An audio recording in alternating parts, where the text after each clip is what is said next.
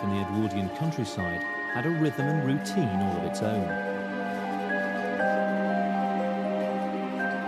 Ruth has discovered a remarkable source of information about this now forgotten way of living. Goodness. I've been given this set of letters. They were found in a box in a house down here, and they were written 1907. They really give such a picture of what it was like. The little things that people deal with all the time. And this one, you get sort of a bit of the local gossip, really. Harry's wife has got another baby, which makes 8 children. 8. The eldest is gone to London in a situation, so some poor little kid has disappeared off to go and work in service. This letter rings so true. This is exactly what we're going through at the moment. The days are so very short now that it does not give one half enough time to do all I should like to do. That's February. It is a fearfully hard winter for everyone, but I suppose it will be better soon. It's all these sort of little things in life. Easy to forget when you read a big history, and this sort of letters really sort of remind you of the daily thoughts going through people's heads, the daily little niggles and worries and the concerns. That's obviously these letters meant a lot to somebody. They kept them very safe. I ought to write to my family, really. I haven't spoken to my mum for ages.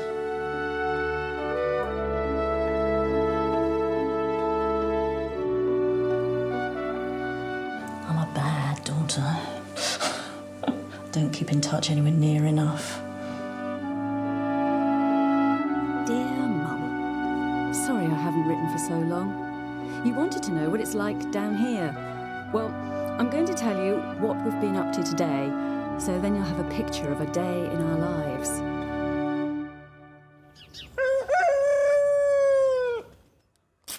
This morning I was up before dawn.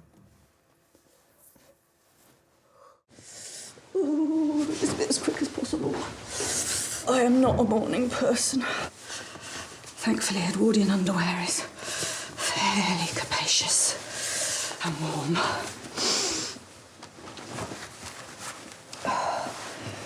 Oh, the morning corset bristle.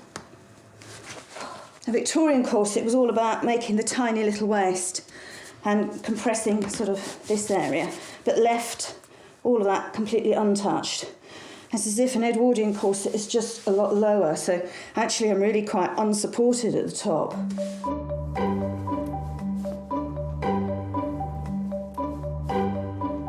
Let's stake the bottom of my petticoat, dragging in the mud.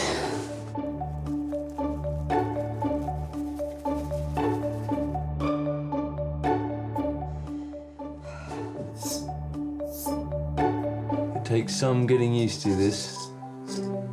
It really does.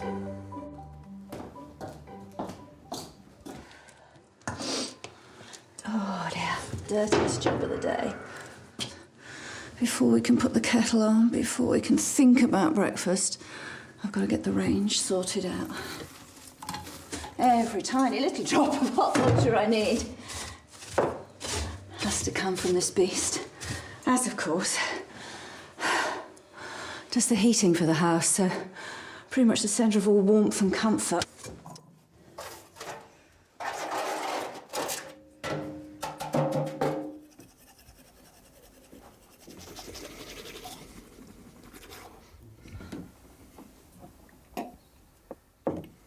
This is a common Edwardian practice, brushing your teeth with soot.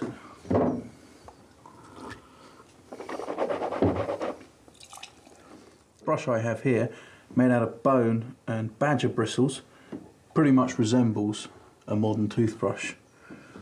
And as any dentist will probably tell you, it's the action of brushing teeth that makes up the majority, about 90%, of keeping your teeth clean. This is no different from brushing your teeth with toothpaste. The only thing that you're missing is the minty freshness of it all.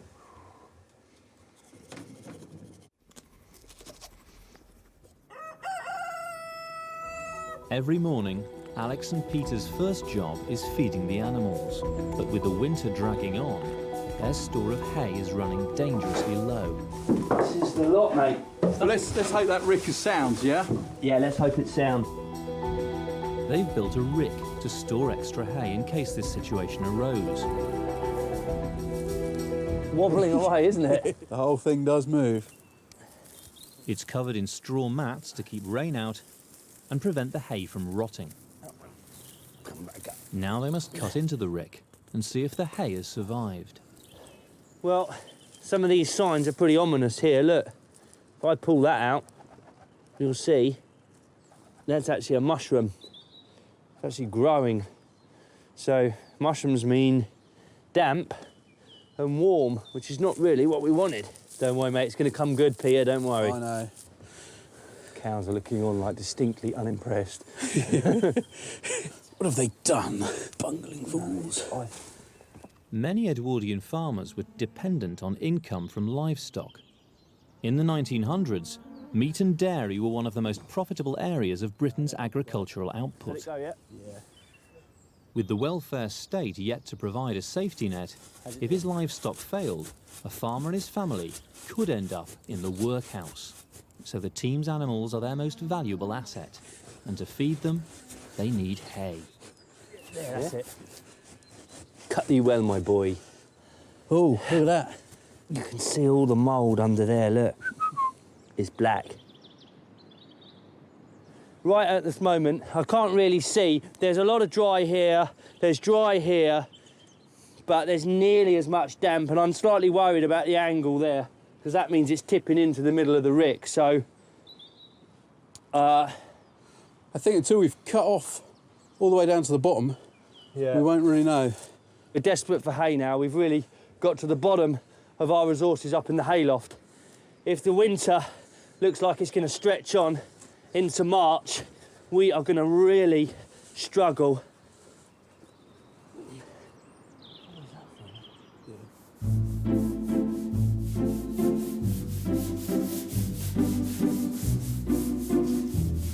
By 7 o'clock, I was on my knees with the scrubbing brush. The amount of filth that gets walked in is quite unbelievable. Muddy boots on the floor, day in and day out. You see, it might not just be mud working on a farm. It's a fair bit of animal dung as well. So it's got to be cleaned.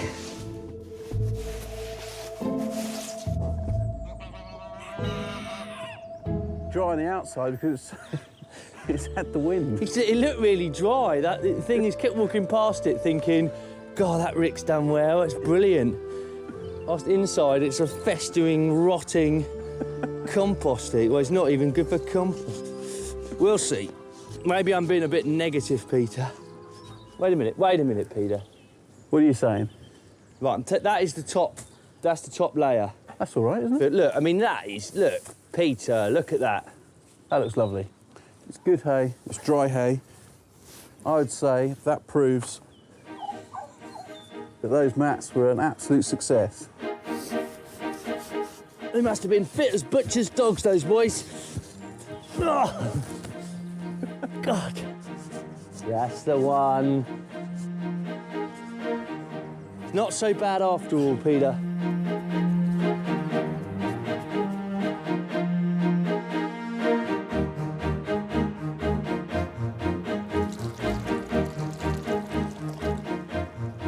Around 7:30, having washed the floors, it was time to wash myself. And believe me, I needed it.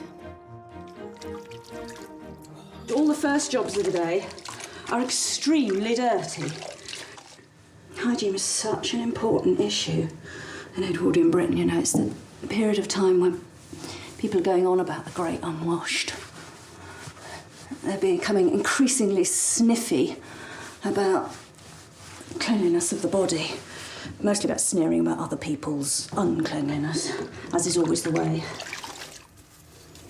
The majority of adult women in Edwardian Britain probably hardly ever bathed. I mean, just how many times could you find when you were alone in the house and you could take all your clothes off? Bathing was something for children. for boys and for men.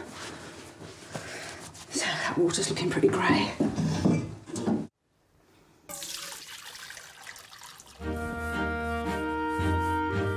There it goes. Coming off. Yeah. It's a beautiful face once you cut it. All these, the butts coming out. It's like a really neat thatch. It was just bad luck that we actually started cutting in at this point. And when I was stood on there and I could actually hear it squelching underfoot, I thought, oh my God, we've got just an enormous pile of rotting hay. But this is bone dry. Now we've got more than enough hay to last us through to when the spring grass starts to grow, haven't we? This is a lot of hay.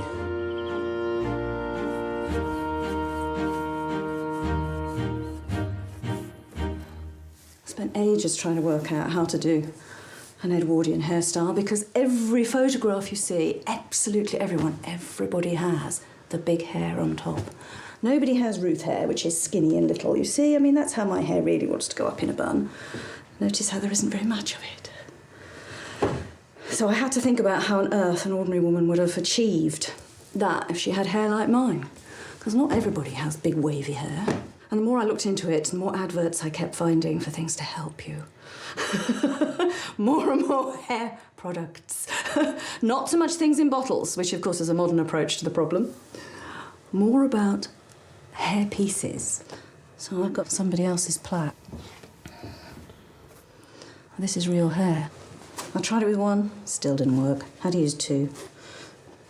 Hair's just way too skinny. It was something of a rite of passage wearing your hair up in Edwardian England. Girls wore it down, loose, or in a sort of ponytail thing, and then in your teens you had a sort of halfway sort of a hairstyle. Only when you really were counted pretty much as a grown-up did your hair go up. That'll do. Right, breakfast on. Come on. Come on, cows. Come on, cows. Come on, cows. Well, this is some of the hay that came off the top of the rick, and in fact, well, I'm hoping it's edible. Of course, the proof is in the pudding. These are our calves. There we go, fellas. See what they make of it. Well, that's going down. That's good news. That is good news, actually. The thing about good farming, particularly when it comes to livestock, is spending the time watching the animals. It's such a crucial thing. It's not a case of just turning up, mucking out, feeding and walking off. You know, each time you want to be counting, obviously doing the head count and also looking at condition, looking at the way they're moving. You want to see an animal move every day, if not twice a day. And that way, you stay on top of the livestock. You don't get any nasty surprises, you know, you don't come out the field and find one of them's lame or even dead. It's non-stop work with the animals. We've got the sheep to tend to, the horses to look after, and the cattle to fatten. Then there's the pigs. Morning, pigs. If we were farming pigs on a commercial basis, then pig farming is, in the Edwardian period, men's work. But when it's just a cottage pig, just one, it sort of falls to the lot of the woman. Part of the routine. Mustn't forget the chickens, Alex's favourite. There's one thing on a frosty morning that's going to warm your hands up. It's a chicken. Oh, yeah, get your hands in there. That's lovely and warm, that is. And last, but not least, the geese. We've had to be extra vigilant with the animals through the winter. Come on, guys. There's plenty of predators around here who would like to get their claws into them. Got one of our geese, and she's been got by the fox just in here. When I saw the fox the other day, he's big. When I say big, I mean, he's, you know, and now it's been so cold, they're so hungry, and they've just been after the poultry. We've had a couple of chickens we got, and now this one. And she's not looking very well. Geese were expensive in Edwardian Britain, and to lose one would be a real blow. She's got a bit of fight in her. I think she's almost too weak to feed herself. I mean, to a certain extent, the fact that she's been got by the fox means that we failed her. How's Goosey? Don't know, to be honest. No? 50-50. 50-50? Yeah, she's got fight in her, Yeah? but she doesn't seem to have mobility in her. Right. Head's drooping, can't really walk properly. Right. So, do our best. Do our best. Keep her warm, try and feed her. I'm thinking we should get some security guards in. Some ganders. I know you don't like ganders, they'll be yapping at your heels all day as you're trying to feed them, but they'll keep the fox away, won't they? It's not my heels I'm worried about. Anyway, the big job of the morning is mucking these calves out. Oh, go on then. OK, Peter, I'm just going to poo pick this one. Yeah. I'm just going to throw this in here for you. Just get all this out of here. Around 8 o'clock, it was time to start on breakfast. I love this dish. It's called raw tatty fry around here. Real working man's breakfast. Managed to find myself a nice bit of blackthorn, which has miraculously grown in the perfect shape for a human yoke. So this is like the equivalent of 3 slices of bacon for half an onion each, and the rest of the breakfast would basically be potato. And obviously, after you've already done a couple of hours' work before breakfast, you're starving. A little light bowl of cereal is not going to cut the mustard. Just got a few roots from the market garden. We're just going to chop up for the calves.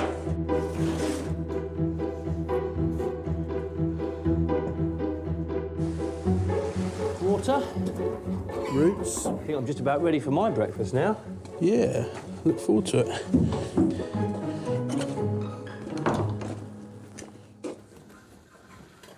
Here we go. Oh, lovely. One of those meals. Lovely. Doesn't look Thank great you on the very plate, much. but... Smells amazing though. Oh no, it's one of my favourite. What were you expecting, Peter? Eggs Benedict? This is such a wonderful meal. I love raw tatty fry. Peter has had a difficult morning nursing Goosey. True. Yes, one of our geese was got by the fox. What, dead? No, just... Close to dead. Yeah. Severely demoralised. It's just really been a sort of daily grind, really, just to keep the animals alive and in good health and good spirits, really, hasn't it? Yeah, well, Yeah. I have to say, frankly, it's the same with the people. I was going to say, it's a daily grind keeping their own spirits going. So I brought a daft in, cheer myself up. Oh, God, I needed this morning.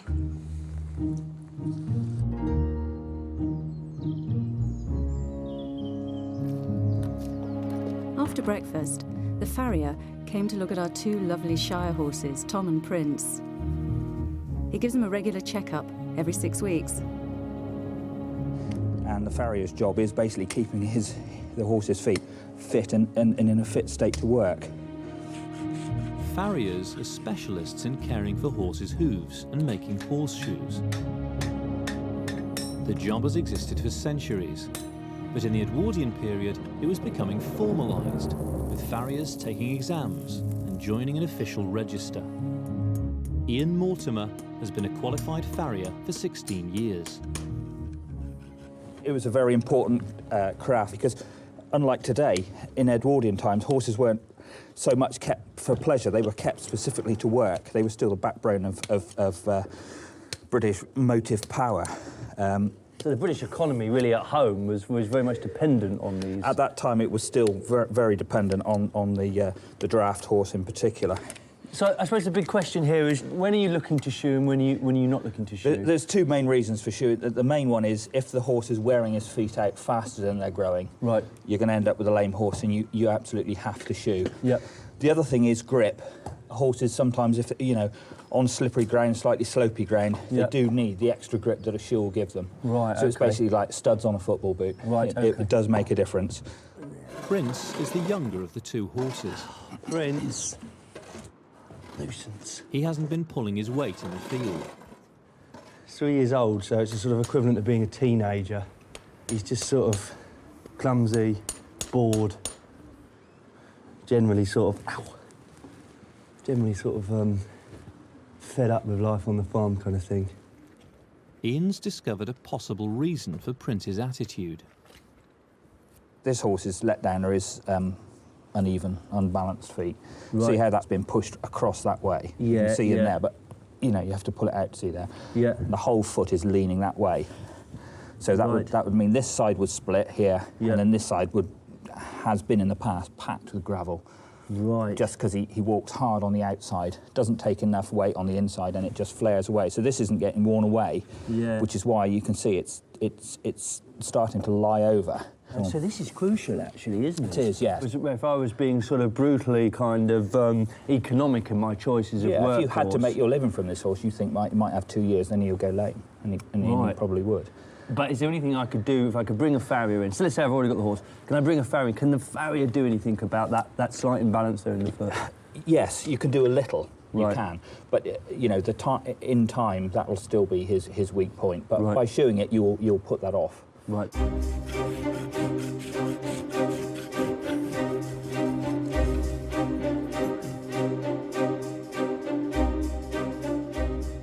Just trying to get some water and also some food down her neck. Just mixed up some feed in some water to make a very sort of almost like a thin goose soup. She's had some. You gonna go for that? She certainly has enough strength to sort of be worth worrying about. I suppose we'll just try and keep her warm. Keep her in here, keep her safe. And only time will tell.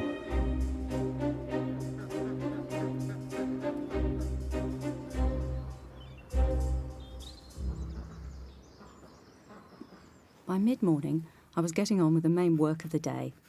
It's a constant round of chores just to keep the cottage going. I trudge along this path, 3-4 times a day. It's only when you don't have running water that you realise how much we take it for granted. And people often stress the health benefits of having piped clean water, which of course is extremely important. But there's also the amount of time and work involved,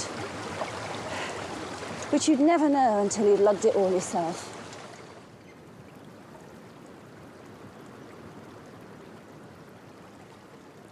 I've become obsessive about hot water. If the stove's empty, it ought to have pans full of water on it.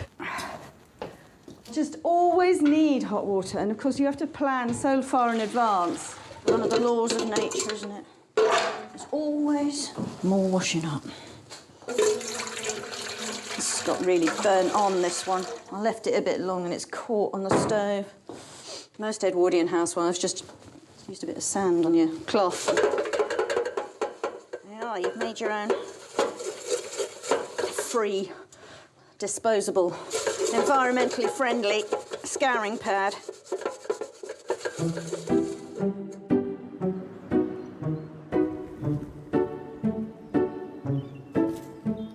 In the same way I get really, really paranoid about hot water, I get just the same about dry kindling.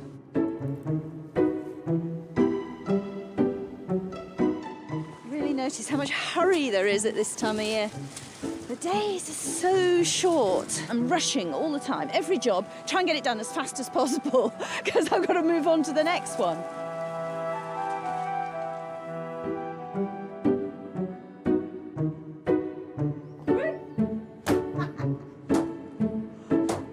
It's just so much more satisfying than hoovering.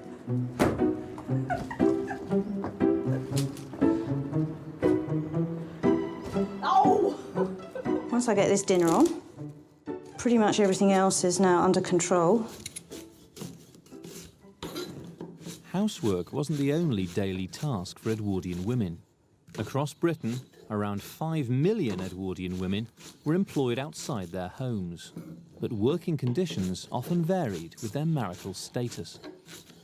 For a long time, in industries where married women were working, you find that there is a later start hour for married women than there is for single women. So in the laundry industry, for example, nobody expected a married woman to be in before 8 o'clock, even though unmarried women might have started, you know, at sort of 6:30, because a married woman had to do everything, and everybody knew that. Come on, you can all get in there. I can just leave that to simmer.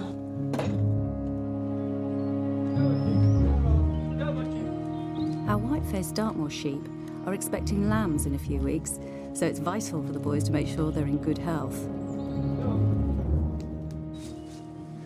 I suppose handling these sheep on a regular basis, you really get to know their characters. Yeah. We always get one or two that just stand at the back of the flock. Yeah. OK, we've only got a small flock, but they stand right at the back and they'll always position themselves at the back. Like a sort of shy child at a wedding. You know, they're always hiding behind the rest of the flock, seeing what's going to happen. Maybe the wise ones, maybe the clever ones, to be honest. And then there's the ones that will just come to the bucket. You've only got to wave a bucket in front of them and they're all yours. Hey, look at that one. This might be our problem sheep. Look at that. It's turned over almost entirely.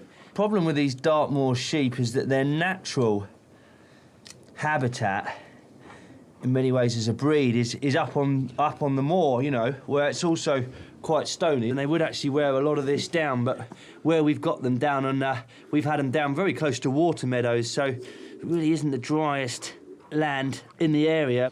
So it's up for us to step in, and I'm hoping that one's going to be all right, that one. That one didn't look too pretty, it has to be said. OK, so I don't know if you want to just quickly...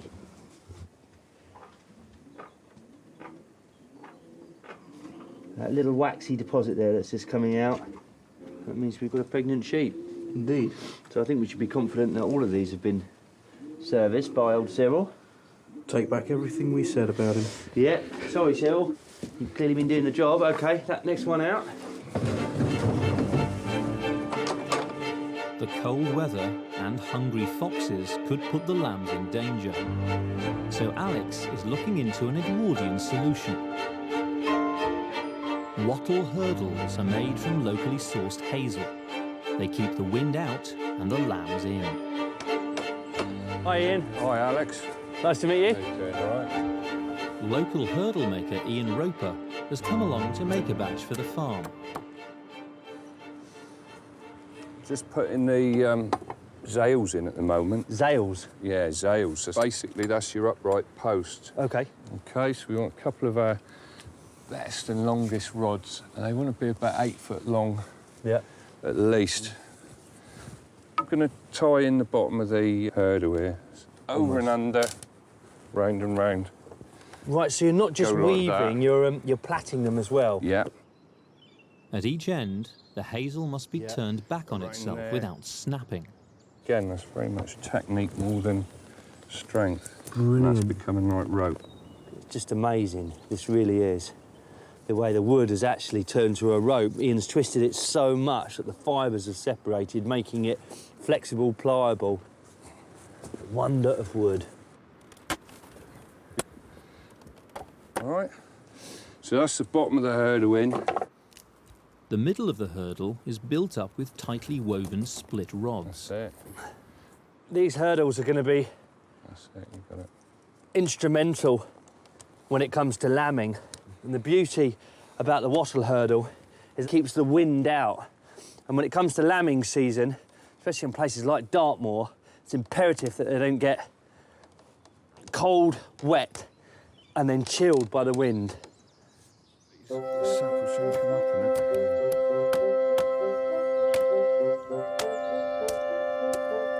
Finally, the hurdle is held together with a single rod twisted around both ends. And there we have it. And there we have it, that's the lot. There we go, out of the mould. Up on your shoulder with it. Up on the shoulder there. Spin round. Brilliant, cheers. Thank you very much. No worries, Alex, good job.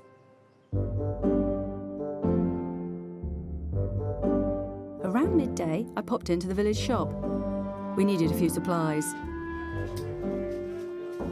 Morning. Hello again, ma'am. How may I help you, ma'am? Well, I was supposed to up the loaf of bread, please. Certainly, madam. By the start of the 20th century, consumerism was taking hold of society. The number of shops grew massively, from 300,000 in 1875 to over 450,000 by 1907. An Edwardian shop is such a different place from a modern one. For a start, I get to sit down. You just sit nicely on a chair and they serve you, which is very pleasant, thank you very much. Oh, is that golden syrup? Yes, madam. We'll have a syrup sponge, I think. Can I have a tin of that, please? Certainly can. More and more and more companies were producing things in a branded package and selling it with a great big bright logo and a name that everybody recognised, the same products right across the country. And some marmalade. Robinson, madam. Yes, that would be nice. The railway network is so completely up and running. Everywhere is connected. Food can be shipped from one part of the country overnight. So many of these foodstuffs could have come from, well, anywhere. They're not local at all. There's foods here from Leicestershire, from Reading, all transported right across the face of Britain down to a place, you know, Devon and Cornwall. That's a really new idea that food should move around like this. And particularly, some of these things could easily have been made here.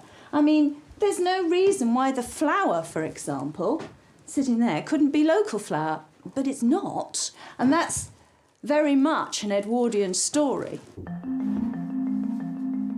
Would you like the boy to bring this to you, madam? Yes, that would be very nice. I'll carry it, thank you. It wasn't just local food that was being pushed out of the high street. Individual craftsmen like the blacksmith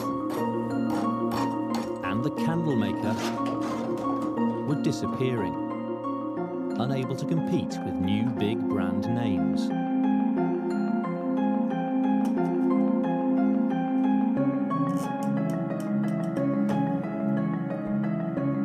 Among those feeling the pinch was the village shoemaker. Until the mid-19th century, shoemakers carried out their work by hand, usually in a workshop in their own home. They enjoyed a huge amount of freedom, deciding what hours and days they worked. Then in the 1850s, machines for shoe production started to appear, and many shoemakers went to work in new, large-scale factories. It was the end of their independence. Alex's brother Tom is one of the few people in Britain carrying on the tradition of making shoes by hand. Shoemaking is often called the gentle craft. It is quite therapeutic, it's quite relaxing. He's come to fix Alex's boots. Start with an upper. This is an old upper I've taken off, and this is, as you can see, it's stitched together so that this can be pulled over the last. And the last, especially a wooden block that you pull the leather over in order to shape the shoe. They come in a variety of sizes. I've got some men's there, down to little children's there. As you can see here, I've pulled the leather over the last and nailed it on so that it's tight over the top of the last. It's taken the shape of the shoe. Next, the sole is built up in hard-wearing layers. And then in here, I will put the shank. That can either be metal or wood. And that will sit in here and just give the strength underneath. Then this area here will be filled with cork. And on top of all of this, I then place the midsole and the sole itself. By the end of the Edwardian period, specialist shoe shops selling factory-made shoes were becoming a common sight. The final nail in the coffin is the First World War. And during that time, I think the factories of Britain made nearly 60, 70 million pairs of boots for the forces that were fighting around the empire. So the factories take hold and they're churning out boots cheap boots that people can afford. And this type of work becomes very expensive. Shoemakers have to adapt, so they're becoming what's called a cobbler. And a cobbler is somebody who mends shoes. You don't make shoes.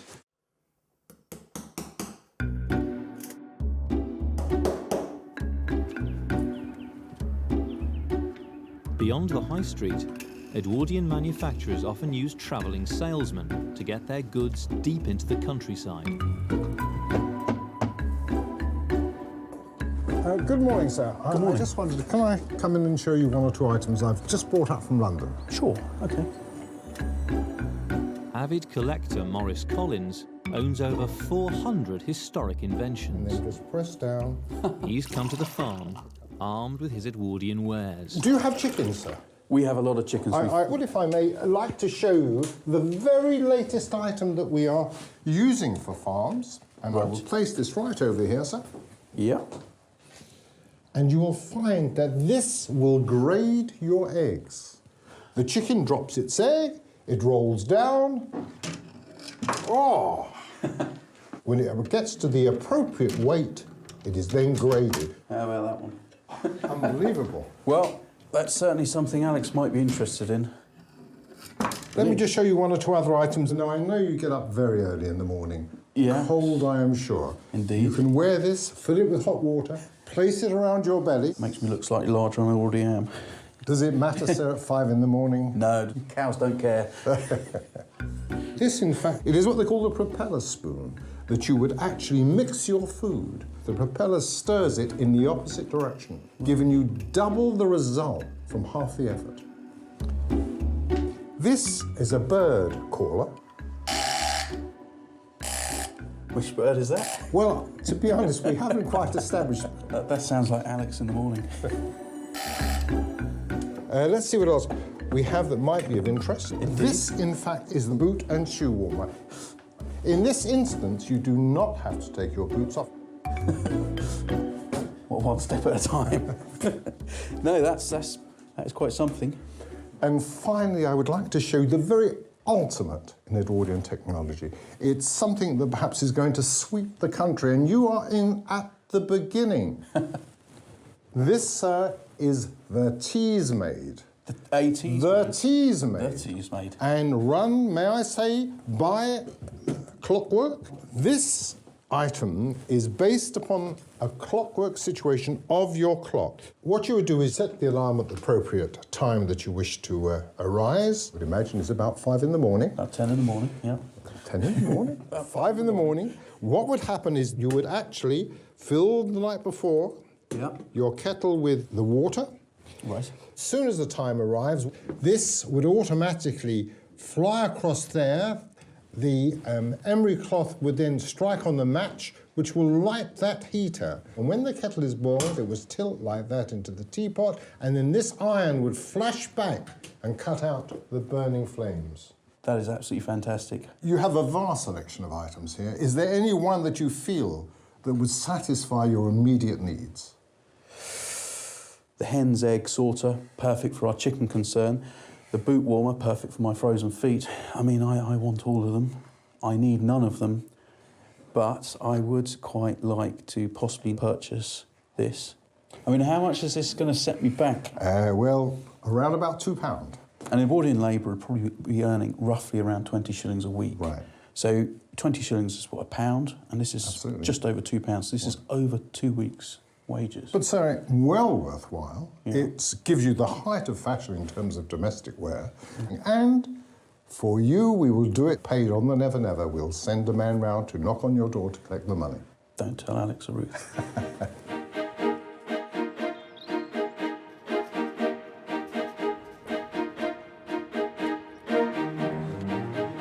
Right, Tom? Alex. How's it going, all right? Yeah, good. All finished. Resold. New heel. Hobs as well. Wow. It's like a brand new pair of boots. I think we agreed our price. We did, yeah. Have a word with Mum. She'll sort you out the cash. Around 1 o'clock, we all sat down for a quick bite of lunch. It was a chance to catch up on the day so far. How's the goose then, Peter? She looks as if she's starting to go on the road to recovery. Well, that is good news. Can't lose a goose. We'll get a gander. That's what That's we a do. good idea. This lunchtime, Alex had a surprise in store for the afternoon. So, feeling fit, Peter? Always. Got a little treat lined up for you. But I hate it when he says that. No, it's just... we've lined you up with a special fixture. It's a football match. We're playing Plymouth Argyle Legends, a team that went professional in the Edwardian age. Okay? We're up against them. We got 9 men. I'm 10. There's a space for you, Peter. I think we're going to get a hiding because these guys were once semi-pro, but I'm counting on you, Peter. You're behind me. I've seen pictures of Edwardian footballers. Does that mean you get the ridiculous shorts? But I think we get the ridiculous everything. Excellent. Well, Alex, I mean, you and I are both men of Scottish heritage. And what do Scotsmen drink at football matches? Beef tea. Beef tea. I think we need to make some beef tea for half-time. Good idea. Thing is, Peter, you're going to have to be at your very best. Don't worry, Alex. I'll be on it. I have read somewhere that in the Edwardian period, the sort of concept of the foul was yet to be introduced. Yeah. I must admit, I might actually come and watch you. It'll be very funny. After lunch, the boys got on with jobs for the cottage, like collecting firewood.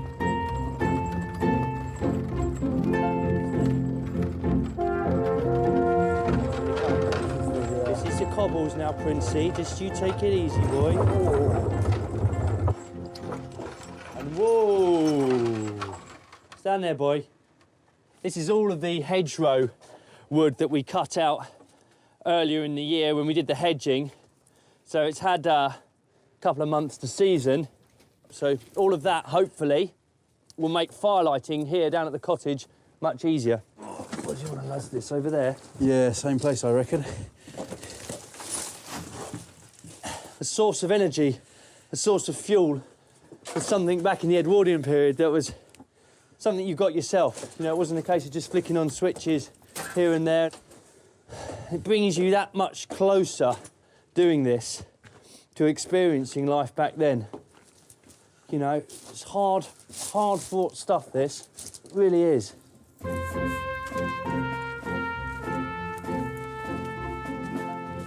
I thought I'd do us a pudding for supper. Again, it's something I can stick on now and leave. So it's just flour and some shred suet. Some raisins. At its simplest, it's quite a stodgy, basic thing. It's really just a dumpling, isn't it? But at its finest, a British pudding. Fantastic.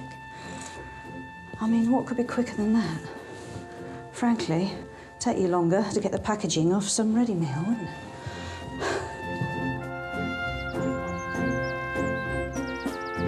The injured goose is feeling better, and the team's latest purchase should make the farmyard a safer place. Is this him? This is him. I had to outbid a few old boys at the auction for him. And there he was on his Todd. He was only gander there, so I had to pay a few quid for him. She's a lucky girl.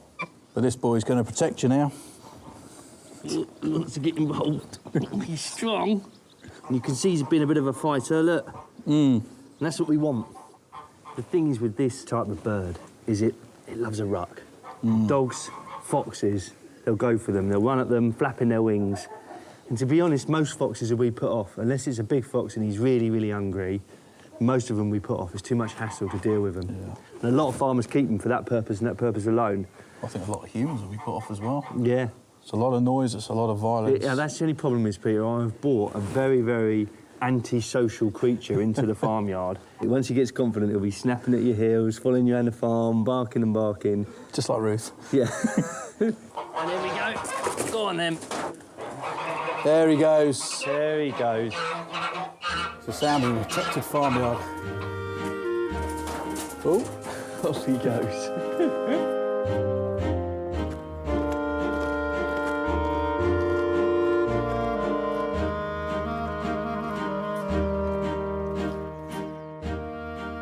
time, we're getting this down our necks. Beef tea. We're going to get one over. Even if we're down at half-time, this is going to turn it round for us. Select 1 pound of nice fleshy beef without fat. Cut it into small pieces about the size of dice and put it into a clean saucepan with about 1 pint of cold water and bring it to the boiling point. It's done. So look. There we go. Ready to strain? Yeah, I reckon so. Looks green. It does, doesn't it? It doesn't look very beefy, it looks quite watery. Gonna take some selling, this is. And that is beef tea. Gotta give it a try, though. Tastes of beef stock. It does, doesn't it, actually? That's quite a good... You know, if I had my eyes closed and I was watching Plymouth Argyle... The Legends. Cold February afternoon, and I was drinking this, I think that was a good cup of beef extract, that. Just slightly concerned that we've got enough maybe for a sort of cap for them each. Shall I put another one on the boil? Yeah, put another one on the boil. This will be the weaker variety. Yeah, make it really salty so they get really thirsty. Second half, they'll be really parched, at which point we can come to life. While the boys took over the kitchen, your granddaughter Eve came round to see me. Ah, there you are. I've been waiting for you. Good? We got into the sporting mood with some calisthenics, a proper Edwardian exercise for ladies. Okay, so it says standing straight, feet turned out. I can do that. Now this is a chest expanding exercise. Calisthenics originated in ancient Greece, Okay, so we've got nice expanded chests. but it became popular in the late 19th century, when the middle classes began to believe it was a suitable exercise for women. It's really odd, isn't it, how it's all the top half. Yes. It's all shoulders and... It is. this It's area. all the upper body. They're still worried. There's a sort of an old hangover of the ideas that women shouldn't move too much of this part of the anatomy. There was a lot of worry about women's wombs not being fixed, but being sort of mobile within the body. So people are still a bit concerned about the whole idea that women really shouldn't move about too much. You know, running around was not considered healthy for centuries. That whole part of the body was not to be too shaken up. So this is sort of the beginning of that whole loosening, you know, becoming more free. Anyway, enough talk, more action. So, 1, 2, 3. It's not really one's idea of energetic exercise, is it? It's supposed to be energetic, is it? I feel like a monkey, but not a proper monkey. Are we allowed to make... Yeah, to flying monkey.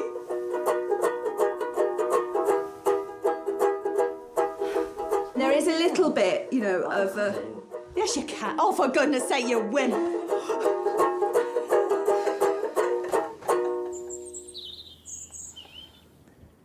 Right. Do you want me to give you a bunk up, Saucy? Yeah, go on then. Okay. Are at the ready. It's a great setting for a football match, though. It's a fantastic setting. Although football had been widely followed in the 19th century, in the Edwardian era it became the people's game, the most popular spectator sport. The first crowd of 100,000 was in 1901, and the first £1,000 transfer fee was paid in 1905. But Edwardian rules were very different from modern ones, including no offside, no substitutes, and no red or yellow cards. Football historian David Goldblatt has come along to explain how it worked. Right. It's most of it. Clearing the pitch up, guys. I'm David. Hello, David. Peter. I'm Alex. Hello, Alex. Nice to meet you. Nice to meet you. So there are a lot of this on the pitch. Yeah, well, there's a fair few amount. more here. Certainly in the penalty area. We're trying to get that as clean as possible. You see, this shows you just how important and how big football is in Edwardian England. Because you come 20 years earlier. Yeah. Who's playing in the countryside? Football's an urban game. Right. But now, by 1908, everyone in England is playing it. So even out here in Devon, in the world of cows and manure, we're playing football because it's professional now. Right, so we've got formations, but it's not like today where it's got 4 at the back, 4 in the middle is the standard. They're playing a completely different game. Right. It's 2 at the back, 3 in the middle, 5 at the front, 5 forwards. So it's very attacking then. Oh, it is attacking. What we don't have is a lot of training. There isn't a lot of training going on in between Well, games. that's funny because we've stayed true to that. Yeah. Have you been drinking reasonably regularly and getting some tobacco down you as well? OK, you're in perfect condition for Edwardian professional football. Your heads, your tails. Tails it is.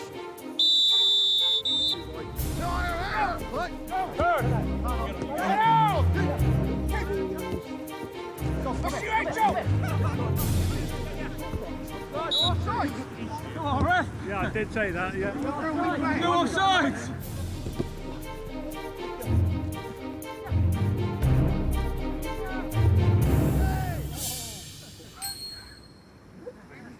I was inoculated against all forms of sport at school, so I'm totally ignorant. Well, I'm afraid that's what was tending to happen in Edwardian England, is that sport was not for girls. Sport was something only boys and men played, turned you into a man. But thankfully, a few Edwardian women have worked out that sport is for them. And so you've got the beginnings of a women's football culture. Really? Yeah. But the really big move is to come in about 5 or 6 years after this game is meant to be played. The First World War arrives, and of course, you know, the men are all sent off to the front. Women are coming and working in factories. What do? The same as the men. They create football teams. And so you know, 7 or 8 years after this game is played, you've got teams like Dick Kerr's ladies from a munitions factory in Preston, and they're playing charity games in front of 25,000 people. Really? Oh yeah, by 1921 they're playing in front of 50,000 people. Oh my goodness. And in fact, the Football Association actually gets so worried about women entering men's domain that they say to their clubs, if you allow women to play on your grounds, even your training grounds, you're out. And that's women's football over for 50 years. That's quite shocking, isn't it?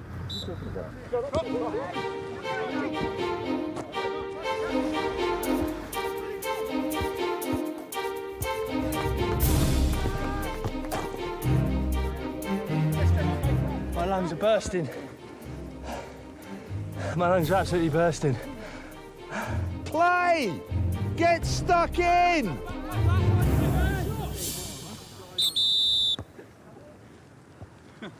See what they make of our beef tea then. We're in the lead. What's the score? 6-2. 6-2. That's a good cracking 1-2. I don't think it had a lot to do with myself and Peter though. Bring me beef tea. Here we are. Try that one. Thank you. Oh, the taste that revives. How was it with the boots? It's a bit slippy, but it's this bit at the end here. I can't seem to actually control the board. But that's always been Is that the boot, or is that? I'm not sure. That's an Edwardian technological issue. No, I think it's the legs actually. Take a rest. You've done well, boys. It's a good recreation. I'm impressed. Well, thanks ever so much for coming down. My pleasure.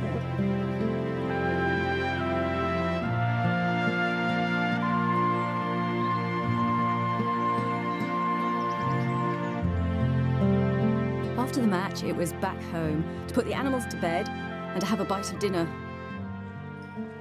How are you bearing up, Peter? Oh, not bad. I can still make it to the pub.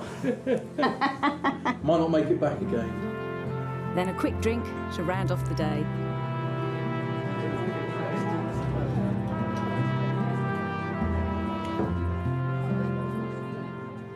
It's been public houses for centuries. I mean, ale and beer is our national drink, isn't it? But for centuries, they were just a house, literally a house, that was open for the sale of drink. So they really looked like somebody's front room, because that's what they were. And it's only really from about the 1830s onwards that you start to find buildings specially built to be pubs. And of course, the early ones were particularly in the towns, and they tended to be really rather glamorous sorts of places. If you went into an urban gin palace or pub in sort of the mid-Victorian period, you'd expect to find it all beautifully tiled with great big mirrors up and all gleaming and shiny. Whereas out in the countryside, it carried on being somebody's front room.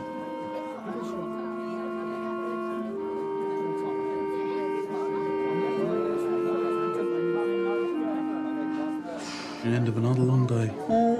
I think from all the diary extracts I've read of the period, we've really sort of started to experience something of that the daily grind during the winter months.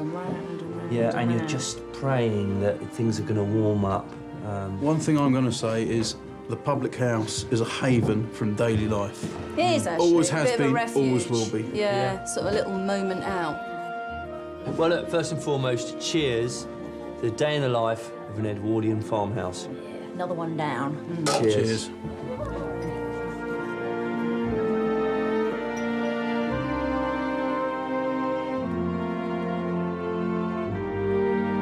I'm off to bed now, so best finish up. Whatever happens, the worst of the winter's behind us, and spring is definitely in the air. The daffs are out, and it'll be lambing time soon. Then we'll be busier than ever. Take care of yourself. Lots of love. Ruth. P.S. You'll never guess what Peter bought. You up yet?